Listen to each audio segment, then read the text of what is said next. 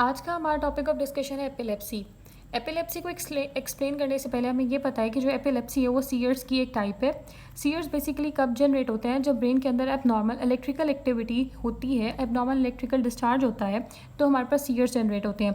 Abnormal electrical discharge से हमारा basically क्या मतलब होता है, हमारी बॉडी में हर जो मैकेनिज्म है वो एक नॉर्मल रेंज में रेगुलेटेड है। अगर एक्सेस प्रोडक्शन हो रही है किसी भी सिस्टम की, किसी भी न्यूरोट्रांसमीटर की, तो उसको इनहिबिट करने के लिए हमारे पास एक ऑल्टरनेट मैकेनिज्म मौजूद होता है।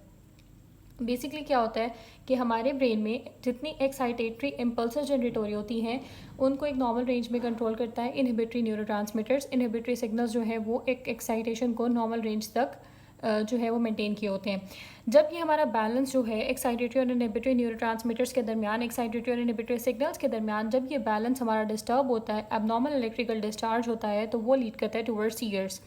अब जो हमारे एक्साइटेशन है और इनहिबिशन है वो बेसिकली लीड होती है बाय डिफरेंट न्यूरोट्रांसमीटर्स। जब हम एक्साइटेशन की बात करते हैं, एक्साइटेशन में क्या होता है, जो न्यूरोट्रांसमीटर्स होते हैं वो जाके बाइंड कर जाते हैं अपने पर्टिकुलर रिसेप्टर से। जब न्यूरोट्रांसमीटर्स अपने पर्टिकुलर रिसेप्टर से बाइंड करते हैं तो हमारे आयन चैनल्स होते हैं वो एक्टिवेट हो जाते हैं। आयन चैनल्स एक्टिवेट होते हैं, क्या ओपन हो जाता है, आयन चैनल्स ओपन हो जाते हैं। जब आयन चैनल्स ओपन होते हैं तो क्या होता है, कैल्शियम जो है वो मूव कर जाता है within the cell. Calcium move कर जाता है within the cell, that will lead towards the excitation of the cell. While discussing towards the inhibitory neurotransmitters, inhibitory neurotransmitters basically करते क्या है, इनहिबिटरी न्यूरोट्रांसमीटर्स जो है वो रिसेप्टर को क्लोज कर देते हैं फॉर कैल्शियम, और ये ओपन कर देते हैं क्लोराइड आइन चैनल्स को। जो क्लोराइड आइन चैनल्स होते हैं वो बेसिकली इन्वॉल्व होते हैं इन inhibition of the impulse.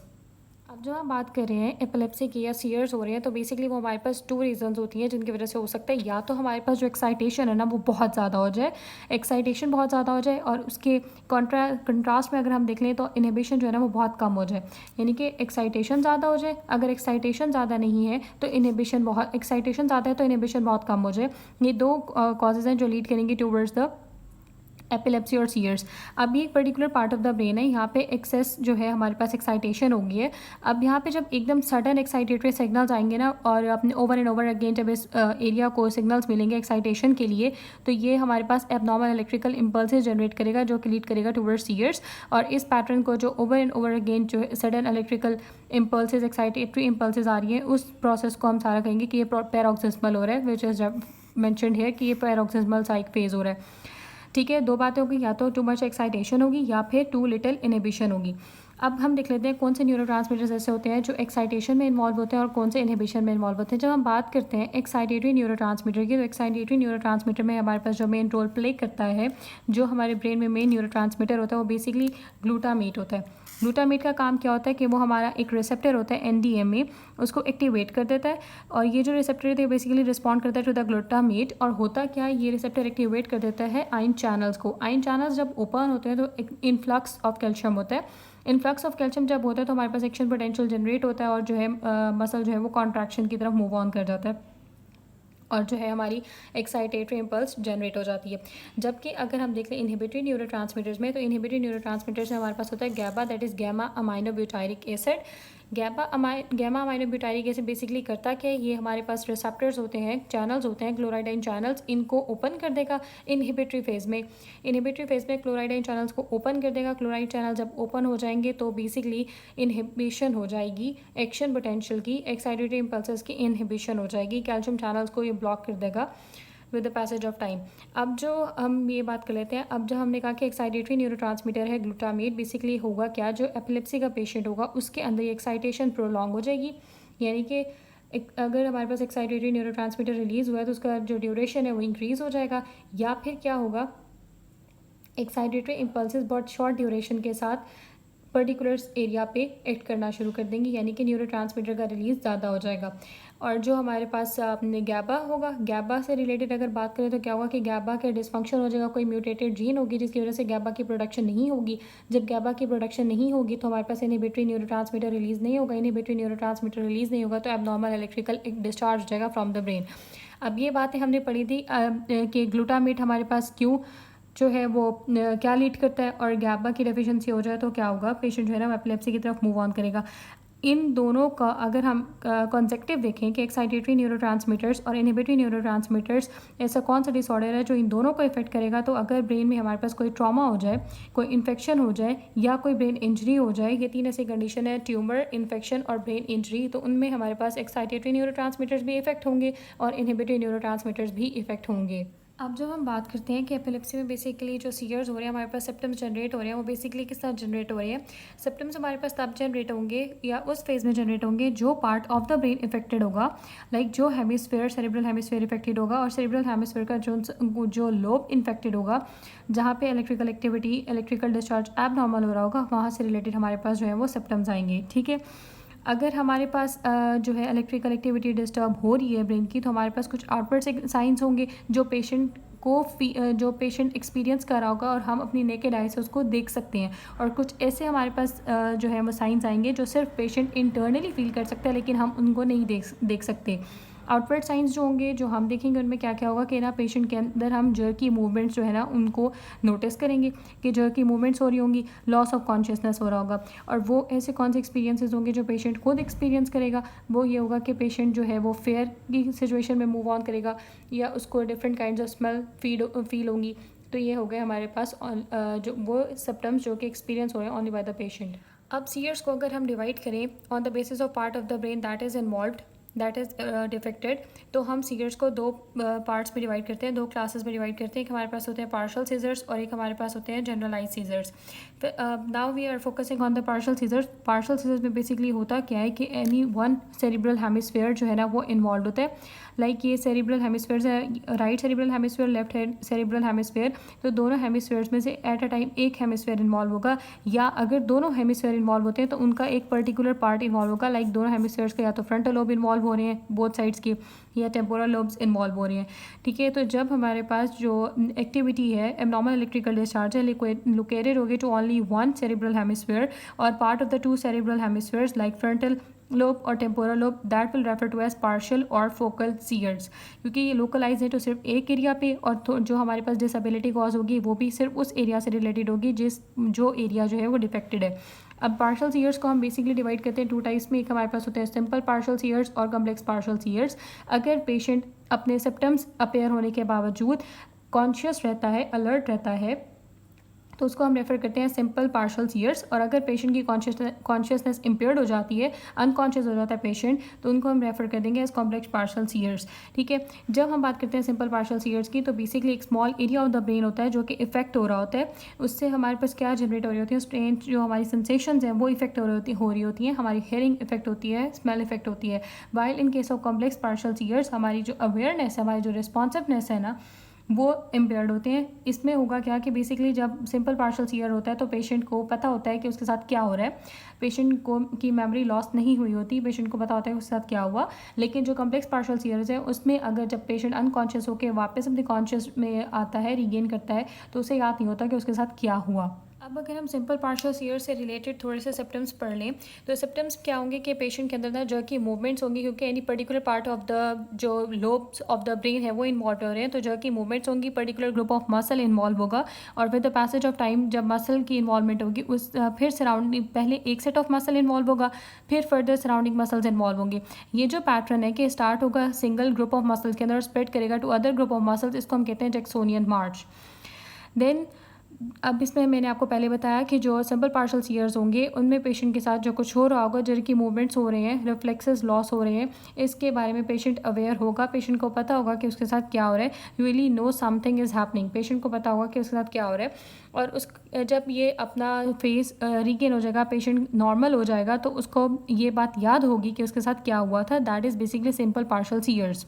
Now moving on towards the other type of seers, that is generalized seers. इसमें ओनली सिंगल पार्ट और single lobe of the cerebral hemisphere involve नहीं होगा, इसमें पूरा का पूरा ब्रेन जो है ना वो इन्वॉल्व होगा। और इसमें मोस्टली क्या होगी, लॉस ऑफ कॉन्शियसनेस होगी, और ये मोर कॉमन होते हैं as compare to partial seers.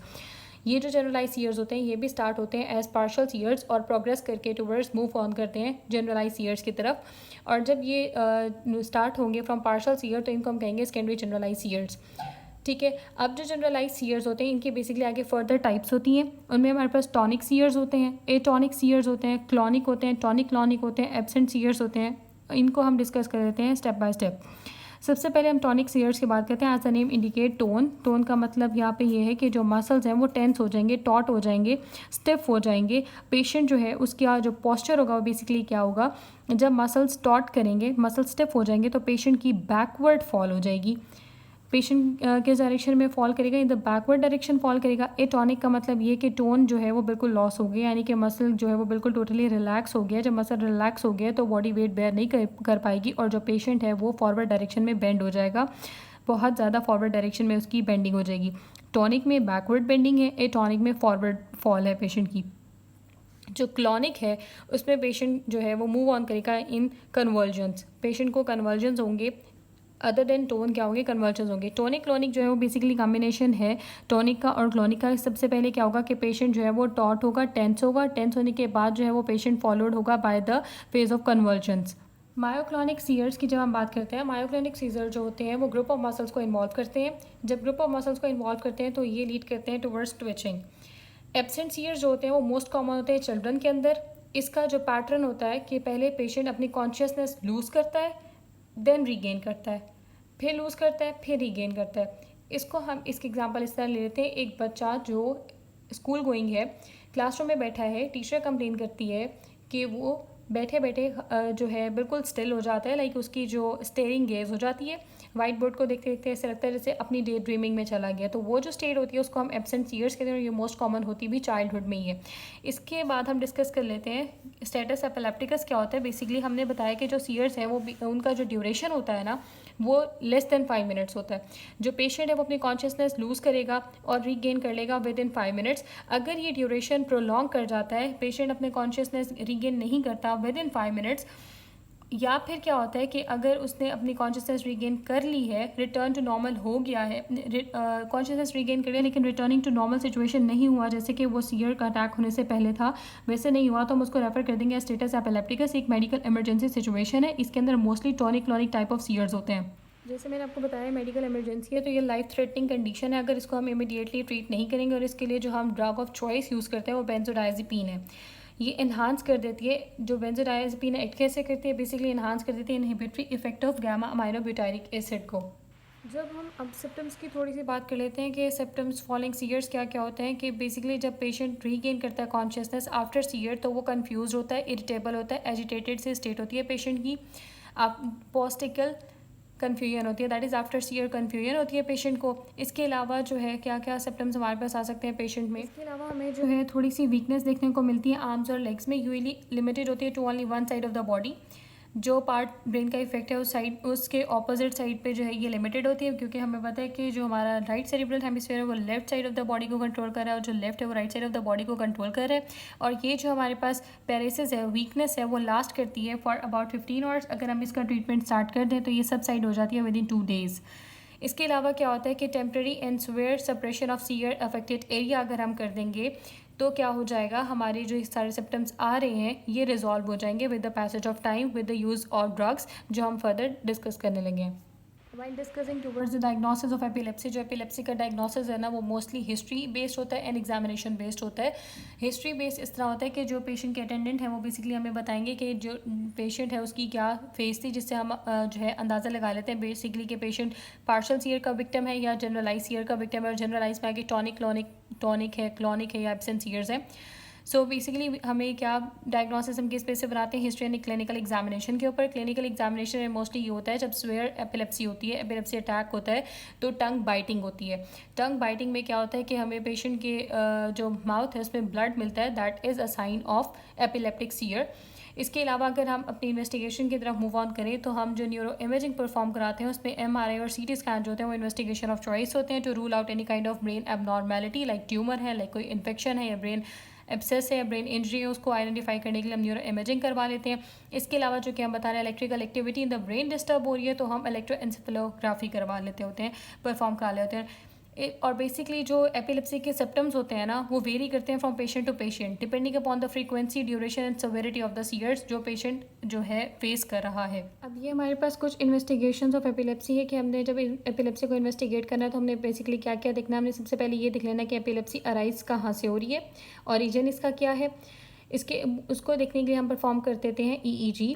फिर हमने देख लेना होता है what is the cause of ECG। Structural lesions को आइडेंटिफाई करने के लिए हम CT स्कैन और MRI परफॉर्म करते हैं। While looking for the metabolic disorders हम चेक आउट कर लेते हैं अपने पेशेंट के इलेक्ट्रोलाइट्स कि हम patient electrolyte imbalance like diarrhoea vomiting की वजह से तो इलेक्ट्रिकल इम्बैलेंस नहीं हो रहा, तो हम वो चेक करने के लिए urine electrolyte, liver function test, blood glucose और सीरम कैल्शियम एंड मैग्नीशियम का लेवल चेक कर लेते होते हैं। इन्फ्लेमेटरी और इन्फेक्टिव डिसऑर्डर्स को रूल आउट करने के लिए हम पेशेंट का CBC काउंट कराने के बाद उसमें ESR सी रिएक्टिव प्रोटीन्स का लेवल चेक कर लेते होते हैं। अटैक ट्रूली एपिलेप्टिक है या नहीं उसको रूल आउट करने के लिए ambulatory EEG and video telemetry हम परफॉर्म करा लेते होते हैं। Now moving on towards the management of epilepsies में हम क्या करते होते हैं, हम एंटी एपिलेप्टिक ड्रग्स यूज़ करते हैं। जो हम ड्रग्स यूज़ कर रहे थे वो बेसिकली हम देख रहे थे कि हमारा जो सीयर्स है वो बेसिकली पार्शल सीयर्स है या जनरलाइज सीयर्स है। अगर हमारे पास फोकल ऑनसेट यानी कि पार्शल सीयर है तो हमारे पास जो फर्स्ट लाइन ऑफ ड्रग है वो लेमोट्राइजीन होती है। अगर जनरलाइज टॉनिक क्लॉनिक सीयर्स हैं तो हमारे पास जो ड्रग ऑफ चॉइस है वो सोडियम वैल्प्रोएट। एब्सेंट सीयर्स है एथोसुक्सिमाइड।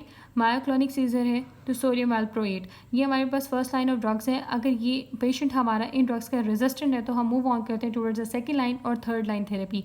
Hope you like my video. Please don't forget to like, share and subscribe my channel.